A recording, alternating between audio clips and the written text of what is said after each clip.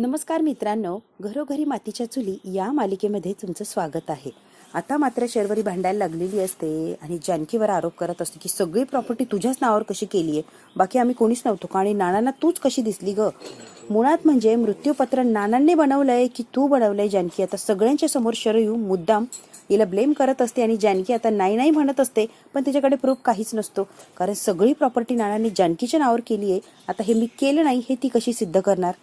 सगळेजण तिला प्रश्न विचारत असतात. अगदी वेडे करून सोडलेलं असतं. ऐश्वर्या म्हणते मला विश्वास आहे, कुणाचा असो किंवा नसो, जानकी हे करणं शक्यच नाहीये. तिच्या नावावर प्रॉपर्टी आहे, त्याचे वाटे सुद्धा करू शकते नाही, एक सुद्धा तुकडा कोणाला देऊ शकत नाहीये. याचा अर्थ काय समजायचा ग. सगळं डोकं लावून प्लॅन करून प्रॉपर्टी नावावर करून घेतलीये का तू. असं कसं मृत्यूपत्र बनवलंय की त्यातून कुणाला थोडं सुद्धा देऊ शकत नाहीये. तुझी मुलं हयात आहे, लिगल वारस, तुझा काही संबंध नसताना तुझ्या नावाने कसं केलंय सगळं, तोच प्रश्न पडलाय मलाच काय घरच्या लोकांना. आता ही शरयू नको नको ते प्रश्न करत असते आणि सगळ्यांच्या मनात शंका निर्माण करत असते. म्हणते हा कुणालाच प्रश्न पडत नाहीये का, एवढा काय या जानकीमध्ये जीव होता की नानाने होतं नव्हतं सगळं हिच्या नावावर केलं आणि 1 रुपया सुद्धा कोणाला देता येणार नाही असे नाना वागले. की आता खूप चिडलेली असते कारण तिच्यावर नको नको ते आणि भयंकर असे आरोप लागलेले असतात. वंश तुम्हाला पहिलं आणि शेवटचं सांगते, या सगळ्या प्रकरणाचा माझ्याशी काही एक संबंध नाही किंवा देणं घेणं नाहीये. मला काहीच माहित नाहीये हे कसं काय झालंय आणि ते बिल का बनवलं, कशासाठी ऐन वेळेला बदलवलं, मला खरंच माहित नाहीये. त्याच अर्थाचा अनर्थ करता येईल हे मी खपवून घेणार नाहीये. माझ्यावर उगाच आरोप लावायचे नाहीये. ते तुकडे एकत्र जोडून सगळ्यांच्या मनामध्ये विष कालवताय. हे करून तुम्हाला काय मिळणार आहे वंश. आजी बोलायला लागली आणि विष पेरलं नाही असं होणारच नाही. आम्हाला माहिती आहे ग जानकी, आम्हाला सगळंच माहिती आहे किती आतल्या गाठीची आहे, किती स्वार्थी आहे ना जानकी, आम्हाला सगळ्यांना माहिती आहे ग.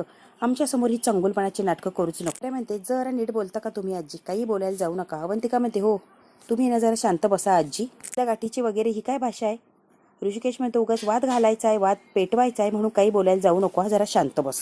म्हणते सगळे जानकीचे कैवारी वा वा वा बोलतीये ना म्हणून तुम्हाला सगळ्यांना त्रास होतोय, खरं जरा कठीणच असतं पचायला. म्हणतो आजी तू वाटतेल ते बोलते आणि जानकीबद्दल असं बोललेलं मी खपवून घेणार नाहीये, कळतंय का. परत तिच्याविषयी असं काही बोलायचं नाहीये. ऋषिकेश माझ्यावर आवाज चढवायचा नाहीये. हो तुझ्यावर आवाज चढवायचा नाही तर माझी बायको कुणाच्याही प्रश्नाला उत्तर द्यायला बांधील नाहीये, तू पण लक्षात ठेव आजी. त्यांचं दुःख सगळ्यांनी दुःखामध्ये राहायचं किंवा दुःख पाळायचं हे सोडून घरामध्ये रामायण महाभारत घडायला सुरुवात झालेली असते. फक्त प्रॉपर्टीवरून नाना या जगातून गेले ही गोष्ट सोडून दिलेली असते.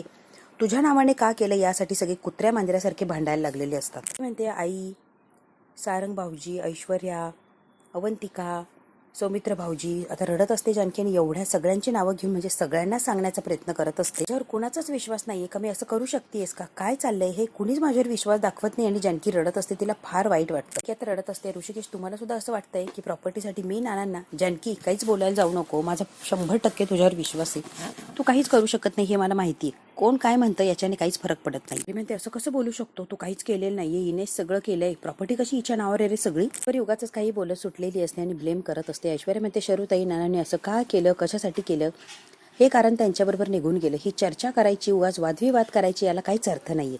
शरूताई तुम्ही शांत बसा आणि नको नको ते आरोप जानकीवर लावू नका. ते का म्हणते पूर्ण विश्वास आहे जानकी बहिणी असं काहीच करू शकत नाही. ऐश्वर्या म्हणते मला सुद्धा विश्वास आहे, त्यामुळे त्यांच्यावर असे आरोप करायचे नाही. आता एकटी पडलेली असते शरयू. म्हणते सारंग तुमचा विश्वास आहे ना जानकीवर, जानकी हे करणं शक्यच नाहीये. सारंग बोला तुमचा विश्वास आहे ना जानकीवर, बोला. माझा जानकीवर विश्वास आहे त्याबद्दल वादच नाहीये, पण शरूताईने जे काही जानकी बहिणीला प्रश्न विचारले ते ऐकून सुद्धा माझ्या मनात काही प्रश्न निर्माण झालेत. ऐश्वर्या म्हणते सारंग तुम्ही काय बोलताय, तुम्हाला तरी कळतंय का. नानांनी सगळं फक्त तुझ्या नावानेच का केलं, बाकी कुणाच्याच नावाने काही करावं असं का नाही वाटलं. मला जे प्रश्न पडले तो सारंग सगळ्यांच्या समोर आता बोलून दाखवत असतो आणि सगळ्यांनाच धक्का बसलेला असतो. तर जानकी रडायला लागलेली असते. सारंगने सुद्धा तिच्यावर अविश्वास दाखवलेला असतो आणि जानकीने नानांना मारलं आणि खोटं मृत्यूपत्र बनवलं असं सगळ्यांचं म्हणणं असतं. तर म्हणते रडू नको आणि रडून नाटकं करू नकोस, अजिबात रडून सगळ्या गोष्टी जिरवायचा प्रयत्न करू नको. ऋषिकेश म्हणतो आई बाजग नको त्याच्यावर आरोप करू नको, ते तिला त्रास होतोय तुला दिसत नाहीये का, माझा नवरा गमावलाय, मला जास्त दुःख आहे का तिला रे, तू काय कौतुकाने बोलतोय. ऋषिकेश तिने सुद्धा वडील गमावलेत, तुला दिसत नाहीये, ती पण दुःखातच आहे, तुझं दुःख हिच्यापेक्षा जास्त आहे, नवरा गमावलाय मी. ऋषिकेश नवरा, घरात दुःखाचं वातावरण असतं आणि जानकीवर फक्त आरोप आणि आरोपच चाललेले असतात. ऋषिकेश म्हणतो बासा, हे आरोप करणं, जानकीला ब्लेम करणं जागेवर थांबवायचंय. जानकी इतकी रडत असते कुणाला काहीच परिणाम होत नाही. जानकीला म्हणतात शांत हो जानकी, शांत हो, आई तू जरा आराम कर. ऋषिकेश आईला म्हणतो आणि जानकी तू चल जरा, तू सुद्धा जरा यांच्यापासून लांब गेली की डोकं शांत होईल. आता जानकीला घेऊन गेलेलं असतं आणि हॉलमध्ये बाकी सगळे उभा राहिलेले असतात. तर आजी राग तिच्या रूम मध्ये निघून गेलेले असतात. परत माघारी येते आणि म्हणते बघितलं का, सावत्र ते सावत्र, सख्खा पोरगा नाहीच आहे ना हा. मुद्दाम सगळ्यांच्या मनामध्ये विष पेरत असते ऋषिकेश आणि जानकीच्या विरोधात. शर्वरीने विचारलेल्या प्रश्नांची उत्तरं दिली तर नाहीच, पण तमाशा मात्र केलाय बघ की दोघांनी. शेवटी सावत्र ते सावत्रच. तरी तुझ्या प्रश्नांची उत्तरं दोघांकडे सुद्धा नव्हती. बघितलं ना कसे पळून गेलेत. बरं म्हणते आजी बासा, वाटेल ते आरोप जानकीवर लावायचे नाही. जानकी तशी नाहीच आहे. आणि तुमच्या मनात जे शिस्त आहे ते बाहेर कशाला आणताय हो? तुमच्या मनातच ठेवा की. ऐश्वर्या इतकी बोलत असते ह्या आजीला. आजी काही सुधारत नसते. ए ऐश्वर्या, मला वर पाठवायला निघालीस? इतकी अक्कल आली आहे का तुला? ऐश्वर्या म्हणते मला नाही पाठवायचंय तुम्हाला वर. मला काय गरज आहे तुम्हाला वर पाठवायची? हा काय अक्कावर तांडव करताय ना, हे बघून तर असं वाटतं की तुम्हालाच वरती जायची लई घाई लागलीये. मग जा की वर. सारंग म्हणतो ऐश्वर्या काय बोलताय? मला काही बोलू नका, आजीला दापा. आजीला खूप बोलत असते आणि तिची बोलतीच बंद करत असते. आजी शर्वरी आता सगळेच चाललेले असतात. ऋषिकेश ऐश्वर्याला म्हणतो, सारंग आता ऐश्वर्याला म्हणतो आपण सुद्धा वर जाऊया. आता सौमित्र आणि अवंतिका तिथेच उभे असतात. त्यांच्या मृत्यूनंतर घरात फक्त आणि फक्त भांडणं सुरू झालेली असतात. दुःख वगैरे काही राहिलेलंच नसतं. केशने जानकीला झोपायला लावलेलं असतं, कारण तिला या सगळ्यांनी फार धक्का बसलेला असतो आणि त्यात हे घरांचं वागणं, घरातल्या लोकांच्या वागण्यामुळे ती अजूनच हैराण झालेली असते. जानकी आता कुठे झोपलेली असते. केतला मात्र फार वाईट वाटतं जानकीची ही अवस्था बघून. के सुद्धा आता झोपण्याचा प्रयत्न करत असतो. जानकी झोपलेली असते. आता तिला हे सगळे लोक तिला ब्लेम करत असतात. झोपे सुद्धा तिला तेच आठवत असतं की नानांचा खून तू केलाय जानकी वहिनी. सारंग तिला जाब विचारतोय, तुला मुलगी मारायची आणि तू अशी वागलीस. आता सुमित्रा सुद्धा म्हणते की तूच त्यांना मारलंय, तूच नानांचा खून केलाय फक्त प्रॉपर्टीसाठी. ती म्हणते नाही नाही नाही नाही असं नाही केलंय. आजी म्हणते हो हो जानकी, तूच मारलाय नानासाहेबांना. इतकी स्वार्थी आहेस तू. नानांचा खून तू केलाय जानकी, कबूल कर कबूल कर. जानकीला हे भयानक असं स्वप्न पडलेलं असतं आणि सगळे तिच्यावर आरोप टाकताय हे तिला सारखं सारखं दिसत असतं. की झोपेत असते. आता तिला सारंग, सौमित्र, घरातले सगळीच लोक तिच्यावर ब्लेम करत असतात की नानांना तू मारलंय फक्त आणि फक्त पैशांसाठी. शर्वरी सुद्धा म्हणत असते की तूच मारलंय ना, खरं सांग, नानांना तू मारलंय, माझ्या वडिलांचा खून तू केलाय फक्त आणि फक्त या प्रॉपर्टीसाठी. अगं बोल गये जानकी, बोल बोल. सुमित्रा, घरातलं प्रत्येक जण तिच्यावर आरोप लावत असतं आणि ती इतकी परेशान झालेली असते. तिला भयानक असं स्वप्न पडलेलं असतं की घरातल्या कोणाचाच तिच्यावर विश्वास नसतो. सगळं काही केलंय ते जानकीनेच केलंय. नानांना जानकीने मारलं, प्रॉपर्टी सुद्धा जानकीने स्वतःच्या नावावर केली, असं सगळ्यांचं म्हणणं असतं. खुनी आहेस खुनी, तू नानांचा खून केलाय, तू साधी सुधी नाहीयेस ग, खुनी आहेस खुनी. जानकी आता झोपेतून अशी ताडकन उठून बसलेली असते. आता मात्र ऋषिकेश उठतो. अगं जानकी काय भयानक स्वप्न पडलंय, घरातल्या सगळ्यांनी घेरलंय आणि मी खुनी आहे, मी पैशांसाठी सगळं केलंय, असं सारखे सारखे सगळे जाब विचारताय. ह्या स्वप्नाने माझी झोपच उडाली आहे. ऋषिकेश रडायला लागलेली असते. ऋषिकेश विश्वास ठेवा, मी खरंच नानांचा खून केलेला नाही आणि या सगळ्यात माझा काहीच दोष नाहीये.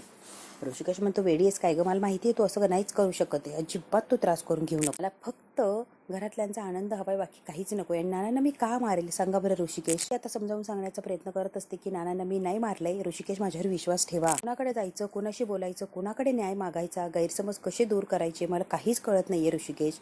फक्त आणि फक्त गैरसमज आणि वादच होत आहे आपल्या घरात. जानकी ऋषिकेशला सगळं डिटेलमध्ये सांगायला लागलेली असते की जानकी मंदिरात गेले होते, बराच वेळ झाला नाना आलेच नाही, म्हणून आम्ही खूप फोन लावले, कॉन्टॅक्ट करण्याचा प्रयत्न केला, पण नाना काही फोन उचलत नव्हते. कधी लागायचा कधी लागत नव्हता आणि नाना काही फोन उचलत नव्हते. मग आम्हाला खूप काळजी वाटली, आता करायचं काय.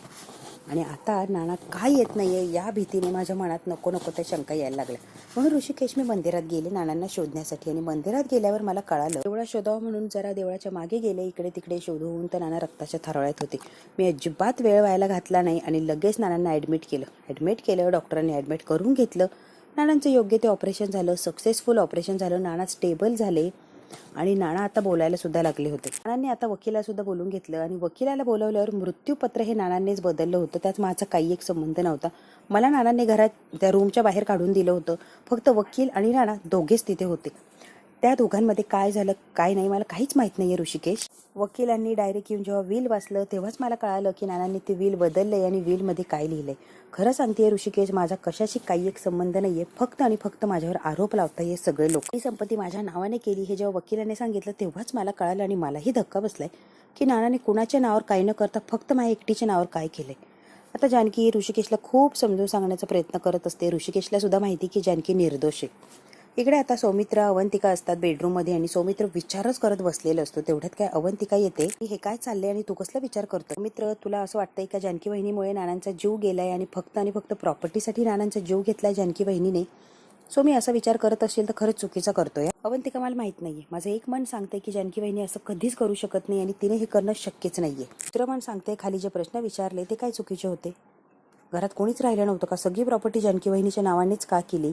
आणि असं लिहिलंय की ते 1 रुपया सुद्धा कोणाला देऊ शकत नाहीये. हे का लिहिलंय अवंतिका. प्रश्न विचारून त्या प्रश्नांचा विचार करून डोकं अगदी बंद पडायला लागले. नको नको त्या शंका, नको नको ते विचार येत आहे.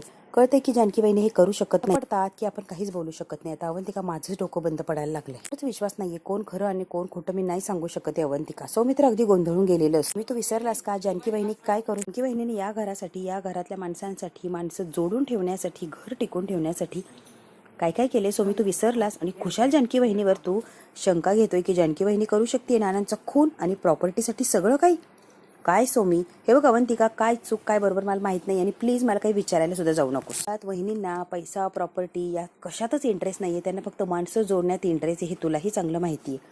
माणसं जपायचं एवढंच जानकी बहिणीला येतं. पैसा प्रॉपर्टी यामध्ये कधी इंटरेस्ट नव्हता आणि कधी नसणार सुद्धा. फक्त माणसं हवी होती. तुला कळतंय का सोमी? तू विश्वास ठेव रे बहिणींवर. मित्र म्हणतो अवंतिका जरा प्रॅक्टिकली विचार कर, मग मी काय बोलतोय कशासाठी बोलतोय तुझं तुला कळून जाईल. मग मला काही बोलायची गरजच नाहीये. सोमी प्लीज तू नको करू ना असा विचार. मग दुनिया तिकडे झाली तरी चालेल, पण जानकी बहिणी असं वागणं शक्यच नाहीये. मी डोळे झाकून खात्रीने सांगू शकते जानकी बहिणी हे करूच शकत नाहीये. सोमी प्लीज तू चुकीचा विचार करतोय. सोमी तुला कळतंय का जानकी बहिणीने, सोमी अरे जानकी बहिणीने जर नानांचा खून केला असता, स्वतः सगळं वील बनवलं असतं, तुला आठवतंय का जेव्हा नानांची बॉडी घरी आणण्यासाठी तिथे गेला होता तू, जानकी बहिणी स्वतः आल्या आणि रिक्वेस्ट केली की नानांचे पोस्टमॉर्टम हे झालंच पाहिजे. नानांचा मृत्यू कशाने झाला हे जानकी बहिणीने चुकरून काढलं. बरोबर, नानांचा मृत्यू नॅचरल झालेला नाहीये, ऑक्सिजन बंद झाल्यामुळे नाना वारलेत हे आपल्या लक्षात आलंय. आता मात्र नानांचा खून कुणी केलाय हे शोधण्यासाठी लक्ष द्यायचंय, ना की जानकी बहिणीने नानांना मारलं हे डोक्यात घेऊन बसायचे. तुला कळतंय का सोमी? जर तू तरी प्रॅक्टिकली विचार करून बघ ना प्लीज सोमी. मित्राला अवंतिका समजून सांगण्याचा प्रयत्न करत असते आणि इकडे जानकी मी कशी निर्दोष हे ऋषिकेशला सांगत असते. काहीच मागितलं नव्हतं, फक्त नानांचा जीव वाचावा यासाठी मी धडपड केली. मग नानाने हे सगळं माझ्या नावाने का केलं ऋषिकेश मला हेच कळत नाहीये. म्हणतो जानकी ठीक आहे, सगळं काही नानांनी ठरवलंय किंवा कुणाला काही मिळू नये अशी नानांची इच्छा होती, पण तुझ्याच नावावर सगळं असावं असं नानांची काय इच्छा होती किंवा काय झालं असेल असं की तुझ्या नावाने सगळं व्हावं असं नानांनी सगळ्यांना सांगितलंय किंवा नानांनी व्हीलच बनवलाय. तसा प्रश्न सारखा सतावतोय मला की नानांनी अशी व्हील का बनवली. की तुला सांगू का, राहून राहून एकच गोष्ट माझ्या डोक्यात येते आणि प्रश्न सतावतोय की माझं असं काय चुकलं की नानाने बाजार समितीचं जे पद आहे ते सुद्धा तुला द्यायला लावलंय. माझ्यावर विश्वास नव्हता नानांचा की मी कुठे काही चुकलं होतो. जानकी मलाच काही कळत नाही का माझी किती आणि काय काय प्रश्न, त्याची उत्तर कशी मिळवू मी. केस तुम्ही दुखावला गेला मी मान्य करते, पण हा सुद्धा निर्णय नानांनी काहीतरी विचार करूनच घेतला असेल मला खात्री. हे पद वगैरे काही उपभोगायचं नाहीये, नानांना तसं बोलूनही दाखवलं नाही. मग नानांनी असं का विचार केला असेल. तुमच्यापेक्षा जास्ती प्रश्न मला पडलेत ऋषिकेश. असं का केलं हे प्रश्न मला पडलाय आणि गोंधळ उडालाय. कुणाच्याही नावावर मी 1 रुपया सुद्धा करू शकत नाही अशी अट का घातली आहे नानांनी. खरंच ऋषिकेश मी अगदी विचार करून बधीर व्हायची वेळ आली आहे की नानांनी इतकं सगळं अवघड का करून टाकलं. ऋषिकेश मला पैसा प्रॉपर्टी काहीच नकोय, मला फक्त माझं कुटुंब आणि कुटुंबाचा आनंद हवाय. बाकी कोणत्याच गोष्टींमध्ये मला इंटरेस्ट नाहीये ऋषिकेश, विश्वास ठेवा प्लीज. प्रॉपर्टी ही सत्ता कशातच इंटरेस्ट नाहीये मला, फक्त माझ्या माणसांमध्ये इंटरेस्ट आहे आणि माणसं जपायची एकत्र ठेवायची एवढ्यातच मला इंटरेस्ट आहे. आणि नानांना मी वचन दिलं होतं या गळातल्या माळेसारखं सगळी माणसं एकत्र होऊन ठेवीन, कोणाचं काहीच कुठे जाऊ देणार नाही, सगळी माणसं प्रेमाने माझ्याजवळ राहतील यासाठी प्रयत्न करेल असं वचन दिलंय मी ऋषिकेश नानांना. नानांना वचन दिलंय एकही मोती माझ्या माळेतला इकडे तिकडे जाणार नाही, प्रत्येक मोती मी जीवापाड जपणार आणि ते स्वप्न मी पूर्ण करणार म्हणजे करणार. माझ्या घरातल्या प्रत्येकाचा विश्वास जिंकणार आणि मी निर्दोष हे दाखवून देणार.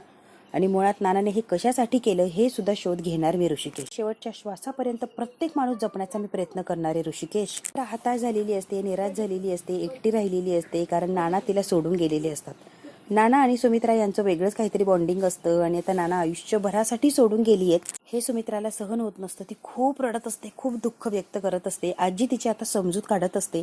सुमित्रा शांत बस ना गं, तिला शांत करण्याचा प्रयत्न करत असते आजी. सुमित्रा त्या जानकीची सगळी नाटकं मला माहिती आहे, त्या जानकीवर विश्वास ठेवू नको. महा पोहोचलेली बाई आहे ती, त्याला आधार देत नाही, शांत करत नाही, पण तिचे कान भरत असते, मनामध्ये विष पेरत असते जानकीच्या विरुद्ध. जानकी दिसते तशी नाहीये हे तू सुद्धा मान्य कर सुमित्रा. सुमित्रा म्हणते कसं मान्य करू. त्यापेक्षा जास्त काळजी नानांची जानकीनेच घेतलीये. जीवापाड जानकीने जपलंय नानाला, एका बापाला जपावं तसं जानकीने नानांना जपलंय आणि तिच्यावर कसं मी आरोप करू शकते किंवा तिच्यावर कशी शंका घेऊ शकते. आई उगाच काही बोलू नकोस हा.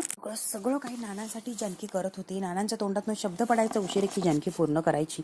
आणि हो, नानांनी सुद्धा जानकीचं मन कधीच दुखावलं नाही. जानकी म्हणेल तसंच, कारण जानकीने नानांचं मन जपलं आणि नानाने जानकीचं मन जपलं हे मी कधीच विसरू शकत नाही आई. आजी म्हणते हो हो सुमित्रा, तू सुद्धा फार भोळी आहेस ग आणि तुझ्या भोळ्यापणाचाच फायदा घेतलाय त्या जानकीनं. कोणतंही महत्वाचं काम असलं की पहिले जानकीला सांगायचे आणि जानकीने कधीच कोणत्याच गोष्टीचा गैरफायदा घेतलेला नाहीये आतापर्यंत. नाना जिवंत असताना कधी फायदा घेतला नाही तिने, खूप वेळा तिला घेता आला असता, तर नाना मेल्यावर ती का फायदा करेल? त्यामुळे आई तू चुकीचा विचार करते. जानकीने आजचा नाही तर उद्याचा विचार केला होता. फार पोहोचलेली बाई आहे ती. पोहोचलेल्या बायका उद्याचा विचार करतात. तुमच्या आमच्यासारख्या साध्या बायका फक्त आत्तापुरता आणि आत्ताचाच विचार करतात. लक्षात येतंय का सुमित्रा? बायका उद्याचा विचार करून पूर्ण तयारीनिशी वागत असतात. तसंच घरातल्या माणसांना प्रेमानं गोळा करतात, गुंडाळतात, आपलंसं करतात, जेणेकरून यांनी उद्या फासात टाकला की बरोबर आपण त्यामध्ये अडकणार. म्हणते अगदी एक नंबरची चॅप्टर बाई आहे ती. स्वतःला गुंडाळते, स्वतःमध्ये सगळ्यांना गुंडाळून घेते आणि गोड गोड बोलून सगळ्यांना बरोबर विश्वास ठेवायला भाग पाडते. मी मात्र शेवटपर्यंत सांगत होते त्या बाईवर विश्वास ठेवू नका, पण कुणीच माझं ऐकलं नाही. तिच्यावर विश्वास ठेवला आणि सगळी सतत तिच्या ताब्यात दिली. तर एवढं तुला समजावून सांगतेय, डोक्यात काही शिरतंय का बधीरसारखी बसलीये? अगं डोक्यात काही येतंय का सुमित्रा? अगदी गोंधळून गेलेली असते, द्विविध मनस्थितीत असते. कारण दिसतंय ते सत्य नाहीये हिला माहितीये, आणि जे दाखवण्याचा प्रयत्न करताय ते काहीतरी वेगळंच असतं. नाना गेले हे दुःख वेगळंच आहे, पण सुमित्राच्या मनामध्ये जानकी विरुद्ध विष पेरण्याचा प्रयत्न करत असते आजी. ते सुमित्रा तुझ्या डोक्यात उजेड पडेल तर शपथ. इकडे आता ऋषिकेश म्हणतो, जानकी बास, एक शब्दही बोलायचं नाहीये, मला पूर्ण विश्वास आहे तुझ्यावर. मला एवढं सांगायची गरज नाहीये, तुला आज नाही ओळखते जानकी मी, की तुला मी समजून सांगतोय. नानांनी हे जे काही केलंय त्यामागे कारण नक्की काहीतरी असणार, महत्वाचा आणि ठोस, म्हणून नानांनी असा निर्णय घेतला. एवढं तर मला कळतंय जानकी, तुझा काही एक दोष नाहीये. नानाने विचार करून हा निर्णय घेतला. जानकी म्हणते, ऋषिकेश बाकीच्यांना असं वाटतच नाहीये जे तुम्हाला वाटतंय ते. बाकीच्यांना वाटतंय की मला घर हवंय, पैसा हवाय, मला सगळंच काही प्रॉपर्टी हवी आहे. तुम्हाला जसं वाटतंय की मला फक्त कुटुंब आणि माणसं हवी, तसं बाकीच्यांना का वाटत नाहीये? सगळ्यांचा गैरसमज झालाय ऋषिकेश. खेडेकर वकिलांना जाऊन भेटायचंय का ऋषिकेश? आपल्याला बऱ्याच प्रश्नांची उत्तरं मिळतील. ऋषिकेश म्हणतो, नानांना असं का वाटलं असेल की सगळी प्रॉपर्टी जानकीच्या नावावर करावी? ऋषिकेशला सुद्धा प्रश्न पडलेला असतो. इकडे आता ते म्हणते, नानाने ना वाट लावली, वाट, सगळ्या गोष्टींचा पचका केला या नानाने. सगळं काही नाना करून गेले जानकीच्या नावावर. तिची ओंझळ मात्र पुरेपूर भरली आणि माझी ओंझळ मात्र कायमची रिकामी ठेवून गेलेत. हे नाना तरी असे का वागताय? आता ही शर्वरी इतकी बडबड करत असते, इतकी चिडचिड करत असते की नानांनी असं का केलं, मला काहीच दिलं नाहीये, पण बाहेर कशी पडू? शर्वरीला प्रश्न पडलेला असतो, कारण नानांनी रुपया दिलेला नसतो आणि नाना ही जग सोडून निघून गेलेली असते. म्हणते, मी इथून बाहेर कधीच पडू शकत नाही, कायमची इथेच अडकून राहणार आहे का? नक्की काय आणि कसं चाललंय शर्वरीला काहीच अंदाज आलेला नसतो. काय करू आणि काय नाही शर्वरीला कळत नसतं, कारण हातातून सगळंच निसटल्यासारखं तिला वाटत असतं. तरी म्हणते, मला आणि राहुलला हे पैसे घेऊन कायमचं निघून जायचं होतं अमेरिकेला, तिथे सेटल व्हायचं होतं, आमचं नवीन आयुष्य जगायचं होतं. या नानाने सगळ्या स्वप्नांची वाट लावली. शर्वरी म्हणत असते, इथून काही करून निसटायचंय म्हणजे निसटायचंच आहे मला, या जानकीच्या तावडीतून बाहेर पडायचंय, पण मला पैसे घेऊन बाहेर पडायला लागणार. न पैसे घेऊन मी जाऊन काय करू? मला अमेरिकेला जायचंय आणि पैसा असला तरच मी अमेरिकेला जाऊ शकते. हे सगळे हॉलमध्ये बसलेले असतात आणि आता शर्वरी आलेली असते आणि शर्वरी नाटकं करत असते.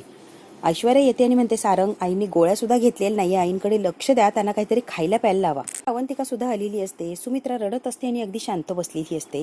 सारंगला आता गोळ्या द्यायला लावते, जबरदस्तीने काहीतरी खायला सुद्धा लावा असं ऐश्वर्या सांगत असते.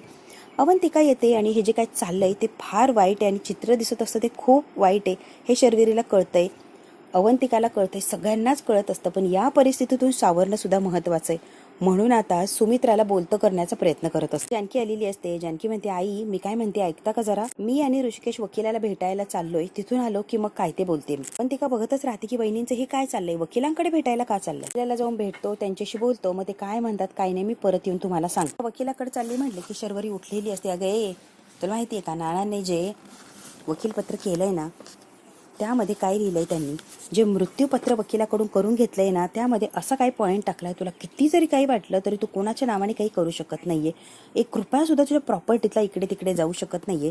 आणि तो वकिलाकडे जाऊन काय करणार आहे ग? त्याच प्रॉपर्टीचा तू वाटा करू शकत नाही कितीही वाटलं तरी. या उपर तुला काय समजून सांगायचंय ग की तू मुद्दाम करतेय सगळं जानकी? आता ही शर्वरी जानकीला इतकी रागावत असते, सगळं माहिती आहे ना तुला, तरी सुद्धा चालली आहे का वकिलांकडे? की म्हणते दुसरा काहीतरी नक्कीच मार्ग असेल, असं होऊच शकत नाही की माझ्याच नावाने प्रॉपर्टी राहील. जो काही मार्ग असेल त्या मार्गाने सगळ्यांच्या नावावर सगळ्यांची प्रॉपर्टी दिली जाईल, प्रत्येकाला ज्याचा त्याचा हक्क दिला जाईल. त्यामुळे शर्वरी वंश मी पुरेपूर प्रयत्न करणार, प्रत्येकाला प्रत्येकाचा अधिकार मिळेल. माझी माणसं हवी आहे, माझं कुटुंब हवंय, मला हे प्रॉपर्टी पैसा काहीच नकोय. सुद्धा जानकी नाटकच करते असं आजीला वाटत असतं. आजी म्हणजे तुझ्या ह्या गोडगोड बोलणारा कुणीच फसणार नाहीये जानकी, नको करू ग नाटकं. काय आहे, तू कशी वागू शकते, तू काय करू शकते, आम्हाला काय सगळ्याच लोकांना माहिती. त्यामुळे जानकी हे नाटकं करू नकोस, बाद झालं तुझं हे गोडगोड वागणं. आजी नको नको तो आरोप जानकीवर लावत असते आणि तिला खूप टॉर्चर करत असते. ऋषिकेश म्हणतो, आजी बासा, खूप काही बोलली आणि खूप काही तिने ऐकून घेतलं, पण आता बस, आता एकही शब्द तू बोलायचं नाही आणि जानकी सुद्धा एक शब्द ऐकून घेणार नाही. तेच तसं काहीच नाहीये, तुझा गैरसमज आणि सगळ्यांच्या मनात विष पेरू नको आजी. बघ ऋषिकेश काय म्हणतोय, मला उलट उत्तर करतोय ग, माझं काहीच ऐकून घेत नाहीये तो. मुलगा असं म्हणतोय की मी खोटं बोलतीये, मी सगळ्यांना भरीच पाडतीये की जानकीच्या विरोधात जा. जी घरामध्ये फक्त भांडणं आणि भांडणच लावून देत असते. सख्खा जावई गेलेलो असतो, पोरीचा नवरा गेला, आजीवर काही एक परिणाम झालेला नसतो. अरे तुम्ही माणसं आहात का राक्षस, तिची काय अवस्था झालीये बघा, तिचा काय परिणाम झालाय, काय अवस्था झालीये.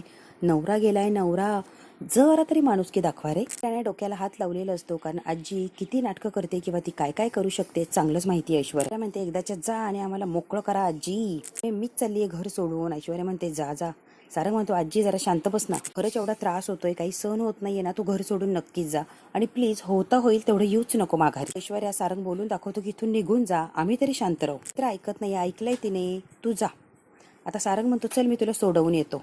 म्हणाले तुला जायचंय, चल मी तुला सोडवून येतो. बरी आईच्या जवळ बसलेली असते. ऋषिकेश आणि जानकी वकिलाकडे चाललेलेच असतात. जानकी ऋषिकेश वकिलांकडे आलेले असतात. नानाने जी विल लिहिली आहे त्यामध्ये काय लिहिलंय डिटेलमध्ये एकदा सांगू शकता का? अतिरिक्त वेगळं काही नाना बोललेत का? जे वाचून दाखवलं तेवढं आणि तेवढंच बोलणं झाले, त्यापेक्षा जास्ती नानासाहेबांनी मला काही सांगितलंच नाही. प्रॉपर्टी माझ्या नावावर नानांनी कशी केली हेच कळत नाहीये वकील साहेब. म्हणते ना मला याची खात्री की काहीतरी विचार केलाय नानाने म्हणून सगळी प्रॉपर्टी माझ्या नावाने केली, पण असं का केलं हा प्रश्न मला पडला. की म्हणते नानांनी हे केलंय स्वतःच्या मनाने, पण सगळ्यांना असं वाटतंय की मीच केलंय हे स्वार्थापोटी. नानांचा खून सुद्धा आणि सगळी प्रॉपर्टी माझ्या नावावर. म्हणतो जानकी शांत हो ना. जानकी खूप रडत असते. म्हणतात तुमची सिच्युएशन मी समजू शकतो, तुम्ही जरा शांत व्हा. साहेबांनी का केलं असेल याची कल्पना खरंच नाहीये मला. प्रश्नाचं उत्तर असंच अनुत्तरित राहणार का? कधीच उत्तर मिळणार नाही का वकील साहेब? तेच आता शांत बसलेले असतात. मित्रांनो बघू आता हा भाग तर इथे संपतोय, पुढच्या भागात काय होतंय अगदी थोडक्यात. वरी म्हणते वकिलांकडे जाणं हा फक्त दिखावा होता, नाटकं होती आम्हाला सगळ्यांना शांत करण्यासाठी. की म्हणते माझा नाही इलाज आहे, विश्वास ठेवा माझ्यावर, मी काहीच करू शकत नाही. इलाज नाही इलाज म्हणून हवं ते करते जानकी बहिणी आणि आमच्या लक्षात येत नाही होय. जानकी बहिणी तू बघ आता मी काय आणि कसं करते. काय म्हणते शर्वरी ताईंच्या बरोबर काहीतरी गडबड चालली आहे, शर्वरी ताई काहीतरी गडबड करताय, हे तिघींना मिळून आता शोधून काढायला लागणार आहे. अवंतिका, ऐश्वर्या आणि जानकी तिघी मिळून शर्वरीची गडबड सगळ्यांच्या समोर आणणार असतात. ती मला जाणवली होती आणि आता सुद्धा जाणवती. अरे म्हणते नाना देवळात गेले आणि अचानक असं काय घडलं की नानावर जीव घेणं हल्लाच घडला ना, कुणी मारलं असेल हे शोधून काढायला लागलं. जानकी म्हणते ऐश्वर्या तुझे बोलतीये त्यामध्ये तथ्य आहे, ही शंका शर्वरी वंशांवर आहे, खात्री आहे माझी जानकी. बघू आता शर्वरीच्या विरोधामध्ये तिघींना सुद्धा खात्री असते, अवंतिका, ऐश्वर्या, जानकी, की नानांचा खून सुद्धा शर्वरीनेच केला असेल. बघू हे खरं आहे का आणि शर्वरीने नानांचा खून केला हे जर सगळ्यांच्या समोर आलं तर काय होणार. मित्रांनो हे जर बघायचं असेल तर बघायला लागणार आपल्याला पुढचा भाग. हा भाग इथेच संपतो. व्हिडिओ आवडल्यास लाईक शेअर सबस्क्राईब नक्की करा. धन्यवाद मित्रांनो.